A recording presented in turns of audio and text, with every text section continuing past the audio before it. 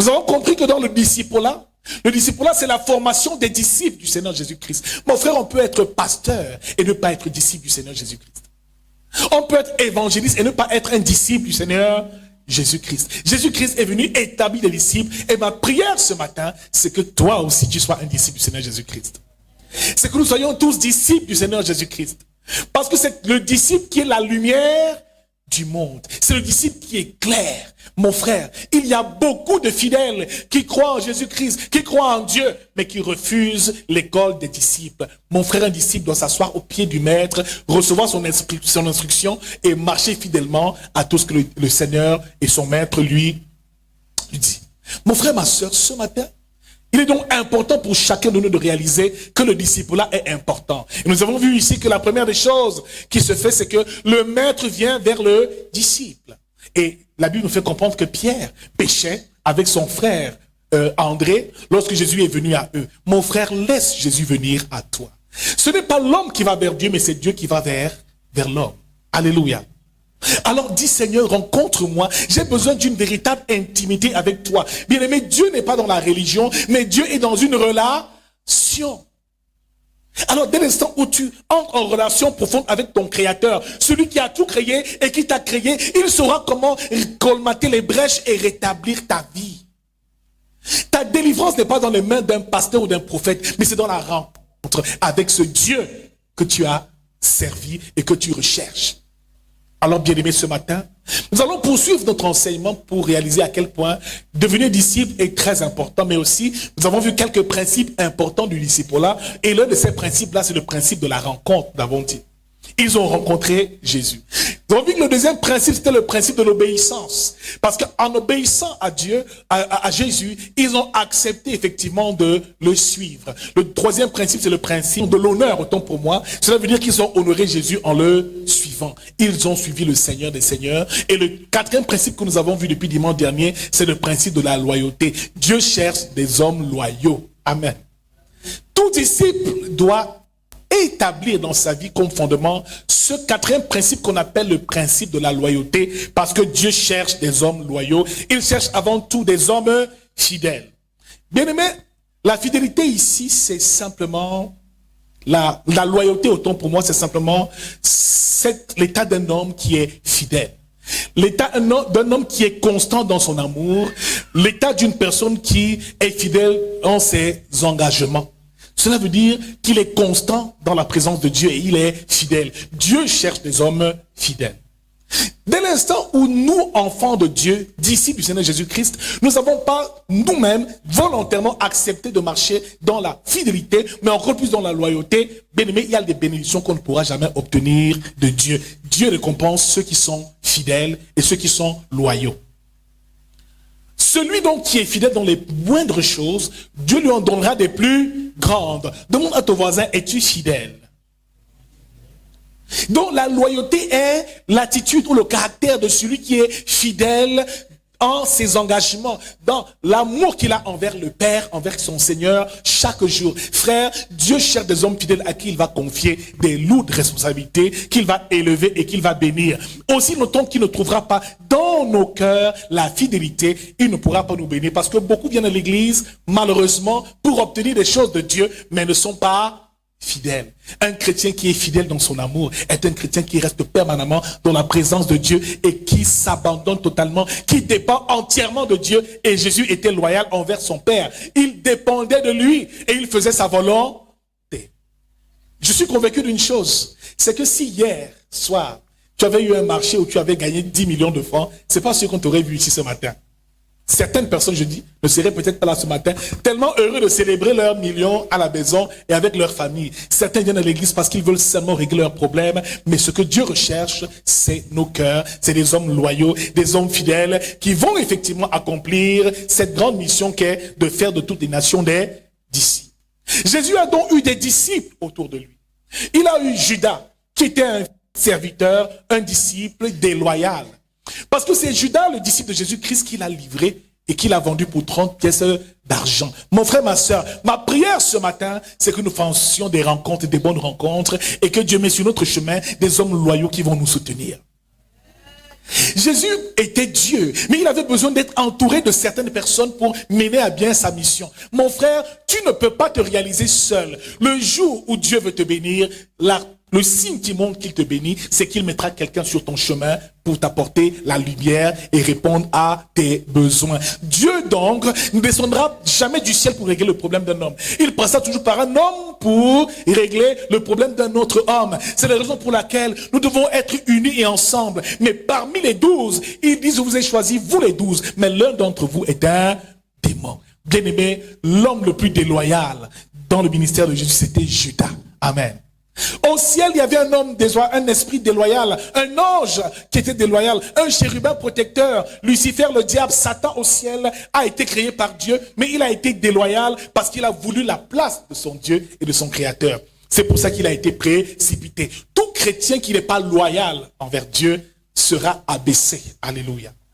Et tout chrétien qui manifestera de la loyauté envers son Seigneur sera élevé, parce que c'est là le signe, le caractère que Dieu désire. Il peut te confier des grandes choses quand il ressent que dans ton cœur tu es loyal. Loyal en toutes choses, loyal dans tes rapports avec lui. Mon frère, aime Dieu d'un amour sincère, d'un amour pur, d'un amour profond, et tu verras que chaque jour que ton amour grandira, il t'élèvera aussi. Alléluia. Sois loyal envers le Seigneur Jésus-Christ, envers ses serviteurs, envers ton église, envers ta maison, envers ta patrie. Ce principe de la loyauté doit être appliqué dans tous les domaines de nos vies. Dis à ton voisin, est-ce que tu es loyal? Lorsque tu parles derrière le dos de quelqu'un, est-ce que tu es loyal? Lorsque tu murmures sur la vie des frères et sœurs en Christ, est-ce que tu es loyal? Lorsque tu n'arrives pas à aider ceux qui souffrent, est-ce que tu es loyal? Mon frère, un homme loyal est un homme vrai, est un homme qui marche dans la droiture, dans la sincérité, dans la pureté, est un homme que Dieu désire. Frère, cela est important dans nos vies au quotidien. Bien-aimé, quelqu'un de loyal est fidèle jusqu'au bout. Et souvenez-vous que Pierre a fait preuve de déloyauté quand on lui a dit, mais n'es-tu pas celui qui marchait avec Jésus? Pierre dit non, je ne le connais pas. Il a régné le Seigneur, mon frère. Quelqu'un de loyal ne te renie pas. Il est fidèle dans l'amour et il témoigne haut et fort l'amour qu'il a pour toi. Quelles que soient les circonstances, il restera attaché à ta vie, attaché à ce qui vous lie et à la mission qui vous lie tous les deux. Mon frère, la loyauté est donc importante. Dis avec moi la loyauté. Nous allons lire un petit texte, une petite portion de l'écriture ce matin, tiré de 1 Samuel chapitre 24. Nous allons lire du verset 1 au verset 7. 1 Samuel chapitre 24, du verset 1 au verset 7. Nous parlons encore une fois de plus du principe de la loyauté. C'est la deuxième série que nous faisons sur ce thème assez important et nous n'allons pas être très longs ce matin. Nous allons donc nous lever pour honorer le Seigneur. Nous sommes dans 1 Samuel chapitre 24 à partir du verset 1 à 7. Levons-nous pour écouter la parole. 1 Samuel chapitre 24 du verset 1 au verset 7. Je lis au nom puissant de Jésus. Amen. Lorsque Saül fut revenu de la poursuite des Philistins, on vint lui dire, voici David est dans le désert d'Engedi. Saül prit 3000 hommes d'élite sur tout Israël, et il alla chercher David et ses gens jusque sur les rochers des boucs sauvages. Il arriva à des parcs de brebis qui étaient près du chemin, et là se trouvait une caverne où il entra pour se couvrir les pieds. David et ses gens étaient au fond de la caverne. Les gens de David lui dirent, voici le jour où l'Éternel te dit, je livre ton ennemi entre tes mains. Traite-le comme bon te semblera. David se leva et coupa doucement le pan du manteau de Saül. Après cela, le cœur lui battit, parce qu'il avait coupé le pan du manteau de Saül, et il dit à ses gens, que l'Éternel me garde de commettre contre mon Seigneur, loin de l'Éternel, une action telle que de porter ma main sur lui. Car il est loin de l'Éternel. Par ces paroles, David arrêta ses gens et les empêcha de se jeter sur Saül. Puis Saül se leva pour sortir de la caverne et continua son chemin. Bien-aimé dans le Seigneur, le roi David était un homme loyal. Ce texte nous parle effectivement de la caverne d'Engedi, le désert, une caverne où David est allé se réfugier parce qu'il fuyait le roi Saül. La Bible nous fait comprendre un peu plus tôt que Samuel, dans 1 Samuel chapitre 16, est venu oindre David. Il a trouvé un homme selon le cœur de Dieu et il a oint David au milieu de ses frères comme prochain roi d'Israël. Le roi Saül était le roi, celui qui régnait, mais durant sa vie, il a été servi par David et à un moment, le roi savait qu'il avait perdu le pouvoir. Dans toutes les batailles, David remportait les batailles, plus de batailles que le roi Saül n'ait jamais eu à remporter. Et ici, le roi Saül avait décidé une chose, c'est de mettre fin à la vie de David. Il le persécutait. Le fils du roi Saül, Jonathan, venait prévenir David à chaque fois que son père se lançait à sa recherche pour le tuer. David a donc commencé à fuir et à errer.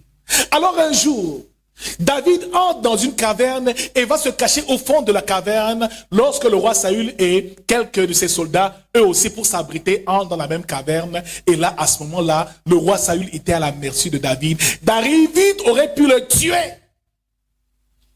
Bien-aimé dans le Seigneur, quand celui qui te persécute tombe à tes pieds et à ta merci, comment tu te comportes? Pendant que celui qui te veut du mal, celui qui est ton ennemi de tous les instants, se retrouve à ta merci et est à genoux, plus bas que terre, quelle serait ta réaction? David, ce jour-là, a laissé le roi Saül. Bien-aimé, il n'a pas intenté à sa vie. Il a dit, loin de moi l'idée de toucher au roi. Et il l'a laissé partir. Il savait que cet homme était un oint de l'Éternel. Un homme loyal brille par son intégrité. C'est un homme qui a des valeurs. Et c'est un homme qui, bien heureusement, ne se détourne jamais des valeurs qu'il a en lui-même. David n'a pas touché au roi Saül. Bien aimé, il a fait preuve d'une grande loyauté envers le roi Saül. Et malheureusement, Saül est mort de sa propre mort et David ne l'a pas touché. Bien aimé dans le Seigneur, après ce récit, David était déjà roi. Et la Bible nous fait comprendre que son propre fils, Absalom, a décidé de prendre son trône royal. Absalom, le fils de David, a commencé aussi à le combattre, a mené l'armée contre lui et a pris Achitophel, le stratège du roi, de son côté et a commencé à combattre David. David, pour ne pas toucher à la vie de son fils, a même fui son palais. Et la Bible nous fait comprendre qu'il est allé s'exiler. Mais au moment où il fallait qu'il reprenne le trône, l'armée lui dit, mon roi, on doit récupérer le trône. Mais il a dit, non, ne touchez pas au jeune Absalom. Parce que David aimait Absalom. Mon frère, un homme intègre aime malgré les situations difficiles, malgré les rejets, malgré les oppressions, malgré la méchanceté des hommes, son amour reste toujours intact. Jésus était sur la croix, il dit, Père, pardonne-leur, car ils ne savent ce qu'ils font. Les mêmes personnes qui ont été auprès de Jésus, qui ont reçu ses miracles, qui ont mangé, c'est eux, des mêmes bouches sortent, crucifiez-le, crucifiez-le. Mais Jésus ne les a pas détestés, il est resté loyal en amour. Mon frère, cultivons la loyauté. L'un des caractères essentiels de la loyauté, l'un des signes de la loyauté dans un homme, c'est un amour sincère. La sincérité dans son amour.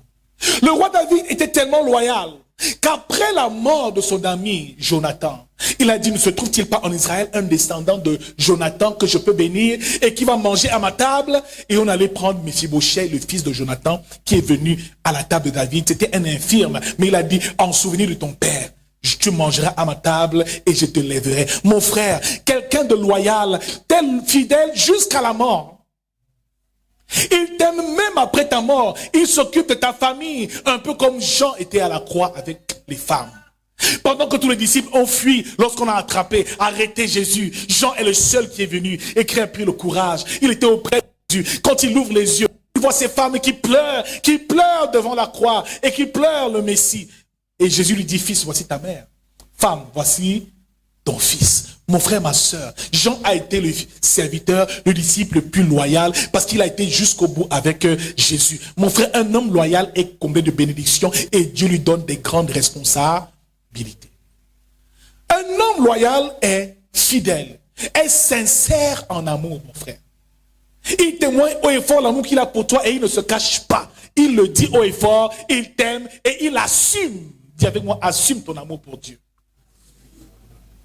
Paie le prix pour Dieu, quelles que soient les circonstances. Un homme loyal et sincère, nous l'avons dit, sincère en toutes choses. C'est jamais une personne qui va te dire des choses avec hypocrisie. Non, il n'est pas hypocrite, il te dit toujours la vérité, il est sincère, il est vrai. Amen. Que le Seigneur nous délivre de toute hypocrisie. Bien aimé, quand ça ne va pas, voir ton frère et parle à ton frère, ne va pas murmurer derrière, sois sincère, sois vrai avec les gens. Amen. Plus tu vas donc cultiver cette sincérité et cette loyauté, Dieu te bénira. Amen. Un homme loyal est fidèle. Fidèle en amitié. Il ne va jamais se lier avec tes ennemis pour te nuire. Non, jamais. Mon frère, si tu es l'ennemi de mon frère, tu es aussi mon ennemi. Alléluia. Si tu es l'ennemi de mon père, tu es aussi mon ennemi. Je suis loyal et je dois développer cette loi. Je te dis à ton voisin, sois loyal. Un homme loyal garde le secret. Il ne divulgue jamais le secret de son ami. Bien-aimé, Jonathan pouvait tout faire, mais il ne pouvait jamais exposer David. Alléluia. Jonathan avait su que David avait l'onction royale. Et il savait que David était un homme élevé. Un homme loyal, en amitié, t'élève. Même si lui, il doit disparaître, il veut tout faire pour que toi, tu sois au sommet. Il te porte plus haut. Il te mène plus haut. Jamais il ne sera jaloux de ton succès. Il pleure quand tu souffres, mais aussi il se réjouit de tes victoires. Bien aimé, quand tu as un ami qui ne se réjouit jamais de tes victoires, c'est un traître, c'est quelqu'un qui n'est pas loyal, qui va te trahir. Quand tu as une personne qui ne te fait jamais d'appréciation, mais qui au contraire dénigre tout ce que tu fais, sache que c'est quelqu'un qui sera déloyal par la suite. Et Dieu nous demande ce matin d'être loyal en amitié, d'être loyal en amour, d'être loyal dans nos relations au quotidien.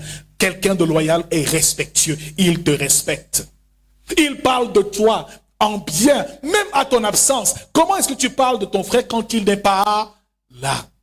Bien-aimé dans le Seigneur, il gère aussi avec diligence ce que tu mets entre ses mains et dans ses mains.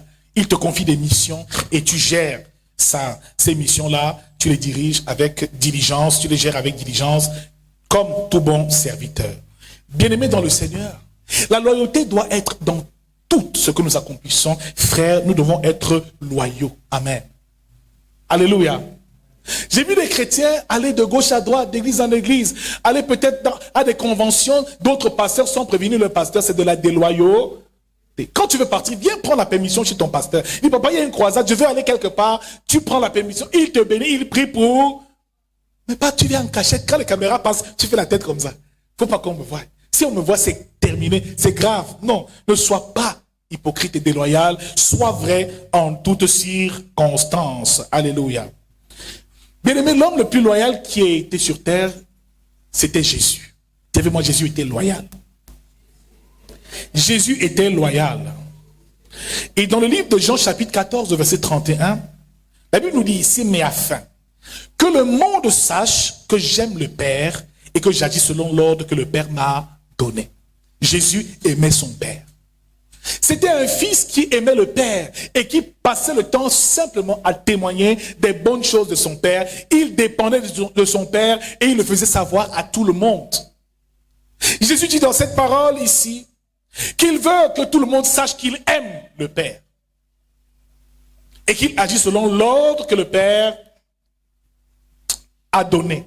Cela veut dire, c'était un amour totalement plein d'obéissance et de soumission. Mon frère, ma soeur, Jésus obéissait aux ordres. Nous l'avons dit ici dimanche dernier, l'Église est une armée. Amen. L'Église est une armée où on obéit aux ordres. Jésus obéissait aux ordres de son Père. Mon frère, on ne vient pas supplier quelqu'un ici pour faire quelque chose. Moi, j'en vois des frères ici. Ah, frère, pardon, tu peux faire le protocole demain. Ah, je ne suis pas sûr d'avoir le temps. Hein. Je vais voir, je vais vous confirmer demain. Quand on te dit de faire une chose, c'est un ordre. Est-ce que quelqu'un comprend de quoi nous parlons? Jésus aimait le Père et il obéissait aux ordres de son Père. Alors nous, quand Jésus nous donne l'ordre d'aller et de faire des disciples, on doit obéir. C'est un ordre. L'église est une armée. C'est pas un lieu où on vient faire ce qu'on veut. On ne vient pas à l'heure qu'on veut. On ne donne pas l'offrande qu'on veut à Dieu. C'est selon la volonté de ton Seigneur et pas la tienne. Alors, bien aimé, tout chrétien qui fait preuve de déloyauté est un chrétien qui a ce qu'on appelle un esprit indépendant. Il ne faut pas d'esprit indépendant dans l'église. Ne sois pas trop indépendant. Dépends de Dieu. Dépends de ton Seigneur. Ne pense pas que par toi-même tu peux faire telle ou telle chose. Un esprit indépendant, c'est un esprit de serpent. Et nous avons vu ici dimanche dernier que le serpent de tous les animaux est celui qui est le plus indépendant. Quand le serpent vient au monde, les œufs se cassent. La femelle serpent laisse les œufs se brisent. Chaque serpent prend sa route. Le serpent est l'animal le plus déloyal qu'il soit. Il n'est fidèle ni en son père, ni à sa mère. Il n'a aucune généalogie. C'est un homme qui vit comme ça. Et c'est un animal qui vit comme ça. Et son sort, c'est de finir sous nos... Pourtant, la brebis a un berger. Et tout berger protège sa brebis. Laisse-moi te dire que dès l'instant où tu dépends de Jésus, il devient ton berger, il te protège et combattra pour toi. Tout enfant de Dieu et tout disciple doit être loyal. Mais ici, la Bible nous parle ici de dépendre de Dieu. D'obéir aux ordres. Dis avec moi, obéir aux ordres. Dis à ton voisin, tu aimes les ordres? Dis la vérité, dis la vérité. Dis, tu aimes les ordres? On ne doit pas négocier avec toi. Non! Les chrétiens aiment bien les caresses. Non, je vous dis la vérité. Jésus, quand on l'arrête, il agonise à Gethsémani, Matthieu chapitre 26. Il dit, Père, s'il était possible, ôte de moi cette coupe. Mais il dit, non ma volonté, mais la tienne. Jésus a enduré les souffrances parce qu'il obéissait à son Père. Mon frère, ma soeur, les chrétiens n'aiment pas souffrir. Mais ma prière ce matin, c'est que nous ne soyons pas des chrétiens bonbons, comme on dit souvent, mais des soldats qui obéissent aux ordres de leur Seigneur au nom de Jésus. Dis avec moi, je reçois les ordres maintenant. On dit qu'il y a évangélisation samedi, sois là samedi à 9h. Tu es là à l'heure comme un bon soldat du Seigneur Jésus Christ. Oh non, moi tu sais que généralement je me lève tard. Tu te lèves tard. Un disciple n'a pas d'heure. Quand le maître dit il est temps de se lever, il se lève. Même s'il faut dormir à la belle étoile, il dort à la belle étoile parce qu'il sert son Seigneur, il sert son maître. Dis avec moi, je suis un disciple de Jésus-Christ. Jean chapitre 6 verset 38 nous dit, nous terminons bientôt, car je suis descendu du ciel pour faire non ma volonté, mais la volonté de celui qui m'a envoyé. Bien-aimé, dès l'instant où tu deviens disciple du Seigneur Jésus-Christ, tu perds ta volonté. Tu perds tes désirs personnels. Tu renonces à toi-même. Celui qui veut être mon disciple renonce à lui-même et se charge de sa croix et me suit. C'est ce que les Écritures nous disent. Alors, tant que tu veux faire ta propre volonté, satisfaire tes propres désirs, mon frère, ma soeur, tu auras toujours beaucoup de problèmes. Un disciple ne fait plus sa volonté, mais fait la volonté de Dieu. Est-ce que tout ce que tu as est dans la volonté de Dieu? Est-ce que ton travail est dans la volonté de Dieu? Est-ce que ton projet est dans la volonté de Dieu? Avant de faire toute chose, demande d'abord au Seigneur, est-ce que tu valides la chose? Bien-aimé, non ce que je veux, mais ce que tu veux. Alors les enfants de Dieu bagarrent. Le frère bagarre. Il cherche le travail. Il veut voyager, aller en Europe. Mais bien aimé, il veut faire sa propre volonté. Mais est-ce qu'il demande Dieu? Est-ce que c'est ce que tu attends réellement de moi? La raison pour laquelle nous souffrons, c'est que nous voulons faire notre propre volonté. Mais si tu veux faire ta volonté, tu vas malheureusement te retrouver en train de résister à Dieu. Dieu ne veut peut-être pas que tu voyages. Il veut que tu t'asseyes et que tu étudies l'évangile. Il veut que tu gagnes les âmes. Il veut que tu guérisses les malades. Mais toi, tu as d'autres projets. Mon frère, celui qui veut faire ses projets finira malheureusement très malheureux. Mais si ton projet est calé sur le plan de Dieu, mon frère, je te rassure, tu réussiras toujours. Si c'est Dieu qui te donne l'instruction de partir, de voyager, quand tu vas voyager, tu accompliras des exploits au nom de Jésus. Alors Jésus dit qu'il fait la volonté de son Père. Faire sa volonté veut dire d'abord, premièrement, s'abandonner. Dis avec moi, abandonne tout. Abandonne tes ambitions. Renonce à toi-même. C'est l'une des étapes essentielles du disciple. Mon frère, renonce à ta vie. Renonce à ton confort. Non, vraiment, les nuits de prière, papa, ça dure souvent trop la nuit. Moi, la nuit, j'aime beaucoup dormir. Tu vas venir prier. Amen. On dit qu'il faut jeûner, tu dois jeûner. Il dit de jeûner, jeûnons. Amen. Non, Seigneur, quand je jeûne, j'ai mal à l'estomac. Mon frère, soumets-toi et abandonne-toi. Amen. Et tu verras comment Dieu va transformer ta vie et va te donner la forme qu'il veut et qu'il désire. Dis avec moi, je ne m'appartiens plus. Je ne fais plus ma volonté. Je fais la volonté de Dieu maintenant. Ce n'est pas si je veux, mais c'est si Dieu veut. Voilà comment le disciple réagit en toutes circonstances. Même quand tu viens lui demander quelque chose, il dit, attends, je vais d'abord prier que le Seigneur lui-même me parle afin que j'ai la réponse à ce problème. Beaucoup de décisions que nous prenons sont en dehors de la volonté de Dieu. Abraham, quand il est allé avec Agar, nous l'avons dit vendredi ici, ce n'était pas la volonté de Dieu, mais c'était la volonté de Sarah, sa femme. Les hommes ont voulu faire leur affaire. Bien aimé, tout ce que tu feras qui est à l'encontre de la volonté de Dieu te rendra toujours triste et malheureux. À partir de ce jour, faisons la volonté de Dieu. Le disciple fait la volonté du Seigneur, de son maître, parce qu'il se fond pleinement dans la vision et dans la mission qu'il lui donne. Mon frère, même quand tu es dans une église, il faut que tu adhères à la vision de ton leader. Comprenez? Alléluia. Quand nous sommes dans l'église, tout dirigeant, tout pasteur reçoit un ordre du Seigneur Jésus-Christ qu'il doit accomplir sur cette terre. Il dit, tu es Pierre, cette pierre, je bâtirai mon église. La volonté du Seigneur pour tout pasteur, c'est d'établir l'église du Seigneur Jésus-Christ. Aussi longtemps que tu mettras ça dans ta tête et que quand tu arrives à l'église, ton désir est de soutenir ton pasteur afin que l'église du Seigneur Jésus-Christ s'accomplisse. Tu prendras toutes les bénédictions possibles. Le problème qu'il y avait au désert, c'est que ce peuple n'avait pas adhéré à la vision de Moïse. Moïse leur a dit que Dieu l'a envoyé les libérer, mais quand ils ont suivi Moïse, ils le suivaient avec des cœurs pleins de désobéissance, pleins de murmures, pleins de crainte. Mon frère, le berger est celui qui conduit la brebis, et Jésus sur terre a établi des bergers. Il dit à Pierre, m'aimes-tu? Si tu m'aimes pas, mes brebis. Et s'il y a un berger qui est établi sur ta vie, tu dois pouvoir le suivre.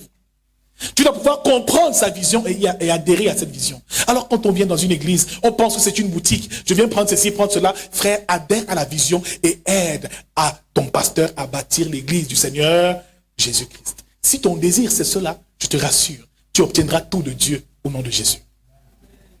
Si ton désir c'est de soutenir ton pasteur, c'est de veiller à ce que l'église ne manque de rien. C'est de veiller à ce que les brebis soient en bon état. C'est de soutenir, de perdre le troupeau de Dieu. D'être une main ouvrière. Je te rassure que Dieu ne t'oubliera jamais. Mais si tu viens seulement obtenir ce que tu veux pour partir, c'est sûr que tu auras beaucoup de difficultés. Alors, à l'église, ce qu'on fait, c'est qu'on s'adonne. On s'adapte simplement à la volonté de Dieu et simplement on se fond dans la vision. Mon frère, on décide de mettre son indépendance de côté pour se soumettre et dépendre entièrement de Dieu. Et ce n'était pas le cas de Judas. Mon frère, ma prière ce matin, c'est qu'il n'y ait pas de Judas ici parmi nous. Amen. Dis, je ne suis pas un Judas. Et tu n'es pas un Judas. On dit souvent que le mal ne vient jamais de loin.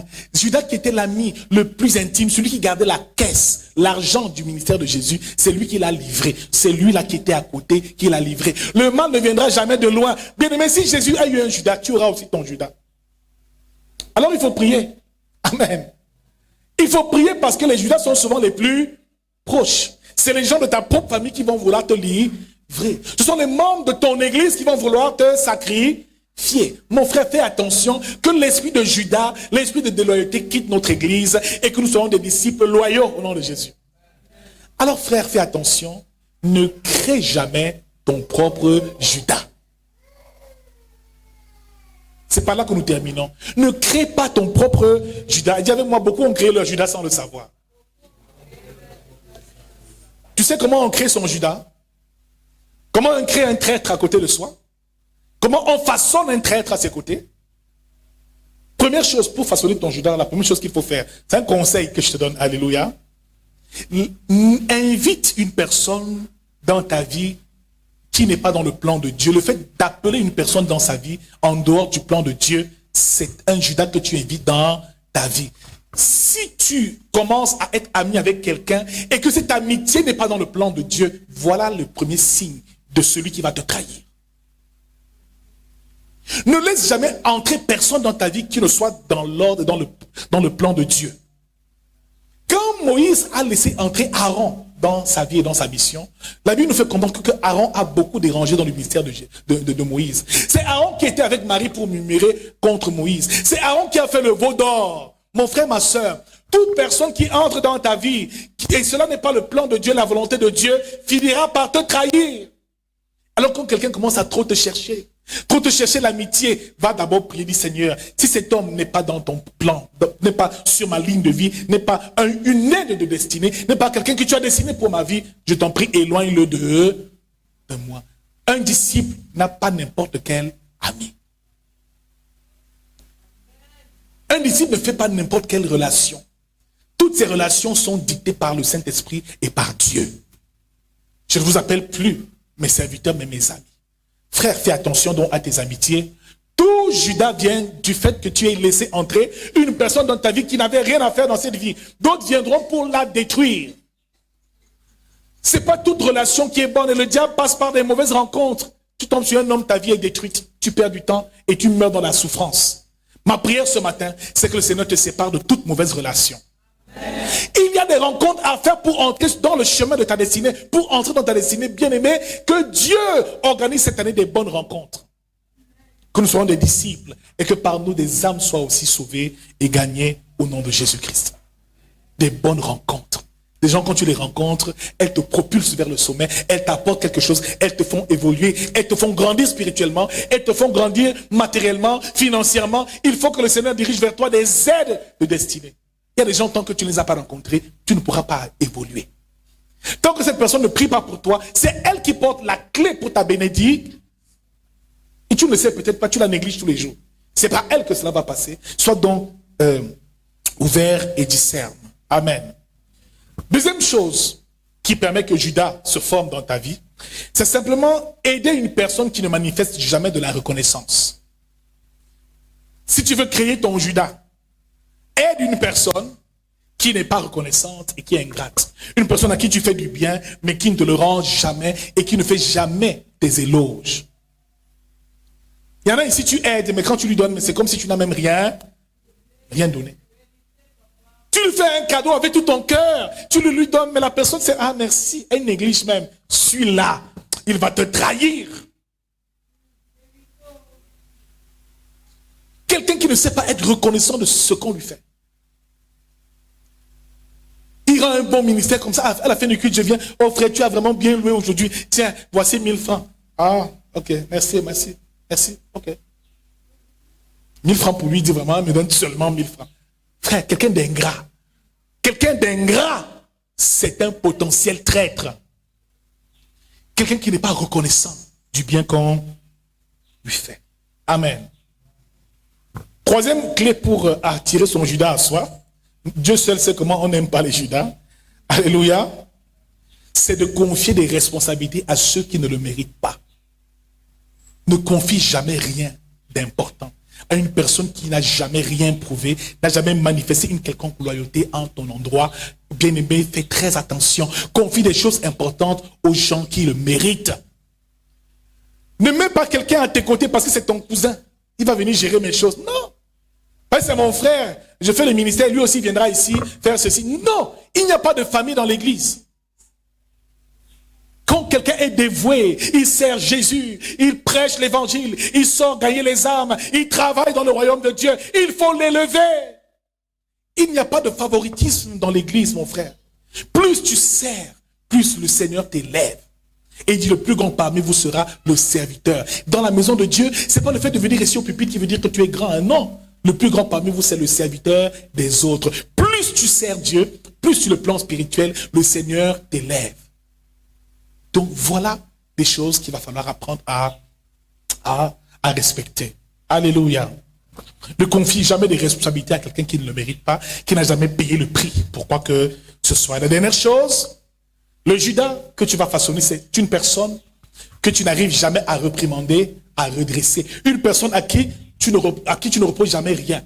Ou même quand tu lui fais un reproche, la personne est toujours en train de se défendre. Non, non, c'est que, mon frère, voilà les signes d'un Judas. Quelqu'un qui n'aime pas les reproches, qui n'aime pas qu'on le redresse, qui n'aime pas qu'on le recadre. Pourquoi tu es fâché, ma soeur? Le pasteur m'a mal parlé, je suis énervé. Le pasteur m'a mal parlé. Dimanche, elle ne vient pas à la chorale. Cette fois-ci, je suis entré debout. L'église n'est pas là, n'est pas, on appelle ça comment? Babysitter, n'est-ce pas? À l'église, on n'est pas là pour te dorlo. Amen. On n'est pas là pour te cajo. On est là pour te former afin que tu sois un disciple qui va impacter ce monde. Et ma prière, c'est que tu sois un disciple qui impactera cette génération au nom de Jésus. Ma prière ce matin, c'est que tu reçoives la semence du disciple-là. Et qu'à partir de ce jour, tu sois un homme loyal. Dis, je veux être loyal. Je veux être fidèle. Je veux être intègre. Un vrai fils ne disperse pas le troupeau.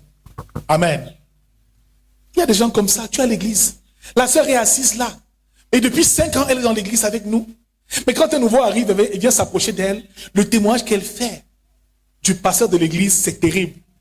Pardon, la maman pasteur là, elle aime le nyanga. Tu entends, ma sœur? Tu es venue ici, tu es morte avec les chaussures. Tu es mort avec le make-up. La mère là, elle aime trop le nyanga. Elle est trop chère. Si quelqu'un parle comme ça de sa mère en Christ, c'est que c'est un sorcier. Amen. Mais tu ne comprends pas, mais pourquoi il te parle comme ça? Mais il y a une fille qui m'a dit ça. Mais, papa, il y a une soeur là qui parle des choses bizarres, qui m'a parlé trop de l'église, qui a trop des mauvaises bouches par rapport aux gens de l'église. Mais elle fait quoi? Elle est là pour nous combattre. On met le feu sur tout Judas au nom de Jésus. Que tout traître quitte l'église. Soit exposé au nom de Jésus. Bien aimé, il y en a qui passent seulement le temps pour cela. Rien de bon ne sort de sa bouche. Oh, le pasteur là, il prie seulement pour les autres. Il aime trop il prie seulement pour ceux qui ont l'argent. Moi, il me néglige. Bien aimé, d'autres même, c'est très fort. Certains pasteurs ne veulent même pas venir à l'église montrer la gloire de Dieu dans leur vie. Amen. Dieu peut bénir le pasteur dans son ministère, dans sa mission. Mais frère, le jour où il s'habille bien, c'est grave. Les commentaires veulent tuer certains fidèles. Quand on voit la chaussure, on voit où nos dîmes battent. On voit où nos offrandes. C'est sûr, c'est avec ça qu'il veut construire. Frère, les offrandes n'ont jamais rendu quelqu'un riche. Hein. Qu'on ne vous trompe pas. Amen. L'offrande du Seigneur, c'est l'offrande du Seigneur. Ça ne peut pas rendre quelqu'un riche. Ça peut avoir besoin de l'église, c'est tout. Amen. Alléluia. Donc Dieu peut aussi bénir ton pasteur. Et je me souviens quand on bâtissait l'hôtel ici, on a bâti l'hôtel, ça nous a pris pas mal de ressources. Il y a une femme à l'église, elle est partie. Hein. Après, on a construit l'hôtel ici, elle est partie. Donc, elle dit, donc c'est comme ça que papa a l'argent. Donc c'est comme ça que l'homme de Dieu a l'argent. C'est pas possible. L'hôtel, c'est au moins 3 millions qu'il a dépensé, hein, qui a été dépensé. Hein. Vraiment, il faut qu'il donne notre part. Elle s'est énervée. Elle s'est énervée. Non. Dis avec moi, il ne faut pas de traite dans l'église. C'est avec des hommes loyaux qu'on fait des grandes choses. Alléluia. C'est avec des vrais disciples qui ont la soif, qui ont l'amour, qui ont le fardeau que Dieu veut travailler. Alléluia. Pas avec des personnes qui sont hypocrites. Je sais qu'ici, il n'y a aucun hypocrite au nom de Jésus. Et que nous sommes tous d'un même cœur, d'une même âme, dans le Seigneur Jésus-Christ. Mais ce message, c'est pour nous inviter à davantage faire preuve de loyauté. Quand un frère est en difficulté, on le soutient, on ne le critique pas. Quand le pasteur passe par des difficultés, on le soutient, on ne le critique pas. Il y en a même qui ne prient jamais pour leur pasteur. Tous les jours avec la tête, papa prie pour. Papa prie pour. Mais qui prie aussi pour le pasteur? Le pasteur aussi a besoin de tes prières. Dis à ton voisin, le pasteur a besoin de tes prières. Le pasteur a besoin aussi de tes prières. Tu penses que lui, il n'a pas de problème? On vous a raconté ce matin ce qui est arrivé, n'est-ce pas? Donc l'ennemi, quand il veut t'attaquer, là, quand il ne te trouve pas, c'est le pasteur c'est lui qui est le gardien de ton âme. S'il veut t'attaquer, l'Esprit de Dieu commence à agir. Et il passe par le pasteur qui te protège et qui te couvre. Donc les pasteurs reçoivent les coups pour vous. Alors frère, nous devons être reconnaissants. C'est aussi ça la loyauté. J'ai vu une église où une femme est arrivée ici, à l'église. Ici, c'était ici. Elle vient me voir. au bureau, il dit, papa, cette conférence qui était bien, il y a un pasteur là que Dieu m'a mis à cœur de le bénir. Je dis, regarde, maman, pasteur, comme ça, je dis, mais maman, ça vient encore d'où? Il dit, non, vraiment, il a prêché là hier, il termine son séminaire aujourd'hui, je vais le bénir. Mon frère, la sœur sort une grosse enveloppe comme ça, avec les biens alignés comme ça. Elle prend un gros sac, avec des vêtements, des chemises de marque, des sacs de luxe. Je dis, c'est pour donner à qui? Oui, c'est pour l'homme de Dieu qui est venu là et qu'il a donné à sa femme. Et l'enveloppe, c'est pour lui-même. Frère, j'ai regardé comme ça, je me suis demandé, mais c'est pas possible. La femme, l'offrande qu'elle a donnée ici n'a jamais dépassé 1000 francs. Mais ça là, ça vient, ton église n'a pas de besoin. Frère, je ne savais pas quoi faire. Hein? Cette maman passée, elle n'était même pas là. J'ai regardé ça comme ça, j'ai dit, Seigneur, ça c'est pas possible, la tentation ou c'est comment? On braille là que le courant n'est pas encore payé, mais elle ne sait pas que la facture de courant est en souffrance de l'église. Toi, à ma place, tu fais comment? Tu arrêtes ça, tu fais comment? Tu arrêtes ça, tu fais comment? Oh, toi, à ma place, tu fais comment? Non, frère, toi, tu fais comment à ma place? Tu fais comment? Tu prends comme ça, tu mets où? Tu dis, va, c'est ma bénédiction aujourd'hui. Malheureusement, c'est tombé entre eux. Mais toi, tu fais comment, frère? Tu fais quoi? Tu donnes au pasteur? Tu dis, viens, tu as une enveloppe ici pour toi. Tu fais comment? Hein? Ça, il a dit quoi? Oui. Une sérieuse offrande à quelqu'un d'autre. Qu'on n'a même jamais donné ici. Tu fais comment?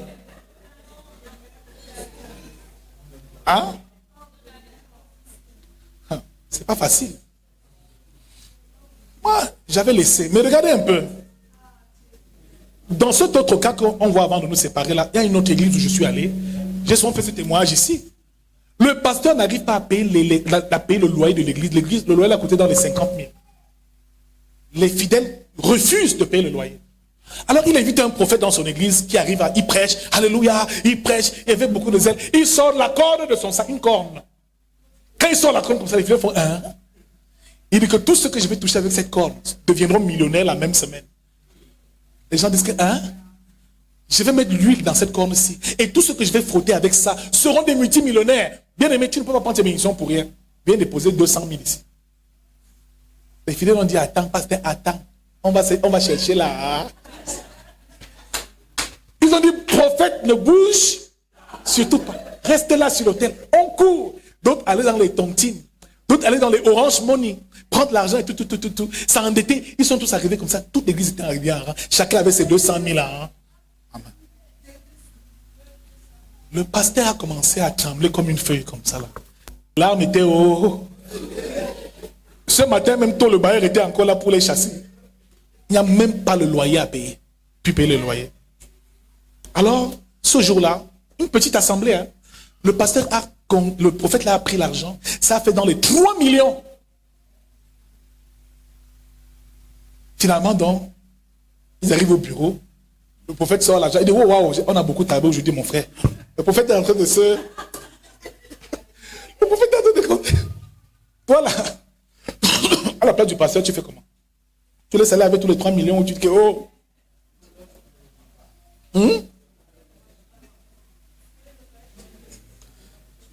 C'est tu fais comment?